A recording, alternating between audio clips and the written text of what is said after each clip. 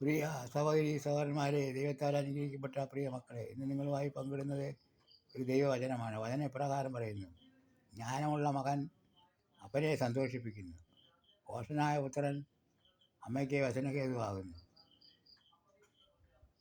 സദർശവാക്യങ്ങൾ 10-ാം അധ്യായം 1-ാം വചനം. ഈ വചനം നിങ്ങൾക്ക് അനുഗ്രഹമായി തീരുമെന്ന് പ്രത്യാശിക്കുന്നു. ഇവരുടെ വചനങ്ങൾ ജീവനുള്ളതാണ്. ഈ വചനങ്ങൾ ദൈവത്തിൻ്റെ വചനമാണ്. ഇതിന് ജീവനുള്ളതാണ്. ഈ ജീവനുള്ള വചനം ഓരോരുത്തർക്കും ദൈവത്തെങ്കിലേക്കുള്ള അടുപ്പത്തിന് കാരണമായി തീരട്ടെ എന്ന് പ്രാർത്ഥിക്കുന്നു. എല്ലാവർക്കും നന്ദി, നമസ്കാരം. ഇതുപോലുള്ള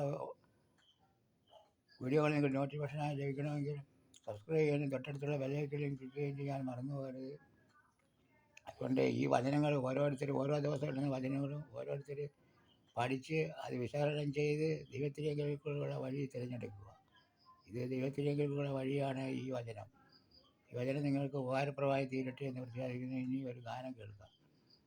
എൻ്റെ ദൈവം മഹത്വത്തിൽ ആർദ്രവാനായി ജീവിക്കുമ്പോൾ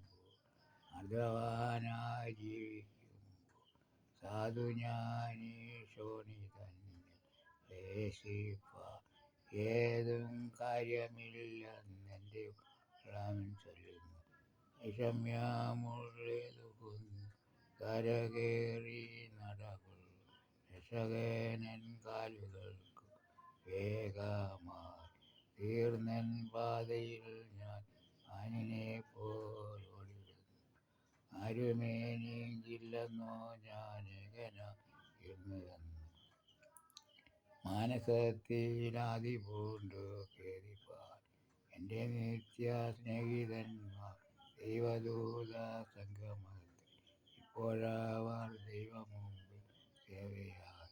ദുഃഖിതനായി ഓടിപ്പോയി ഞാൻ അരുഹോവിൽ കിടന്നാലും എന്നെ ഓർത്തു ദൈവദൂതർ വന്നിടും.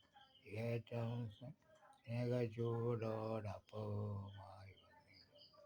നാളെയെ കൊണ്ടെൻ മനസ്സിൽ യവലേശം ഭാരമില്ല. ഓരോ നാളും ദൈവമെന്നെ പോറ്റുന്നു. കാക്കകളെ വിചാരിപ്പീൻ, വിതയില്ല, കൊയ്ത്തുമില്ല, ദൈവമവയ്ക്കായി വേണ്ടതെല്ലാം നൽകുന്നു.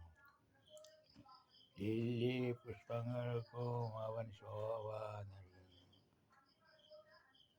ഈ വീഡിയോ നിങ്ങൾക്ക് ഇഷ്ടമായെങ്കിൽ ലൈക്ക് ചെയ്യാനും ഷെയർ ചെയ്യാനും സബ്സ്ക്രൈബ് ചെയ്യാനും മറന്നുപോലെ. സബ്സ്ക്രൈബ് ചെയ്യാൻ തൊട്ടത്തുള്ള ബെല്ലൈക്കൻ ക്ലിക്കുകയും ചെയ്താൽ ഇതുപോലുള്ള വീഡിയോകൾ നിങ്ങൾക്ക് നോട്ടിഫിക്കേഷൻ എത്തുകയുള്ളൂ. അതുകൊണ്ട് സബ്സ്ക്രൈബ് ചെയ്യാത്തവർ സബ്സ്ക്രൈബ് ചെയ്യുക. എല്ലാവർക്കും നന്ദി, നമസ്കാരം.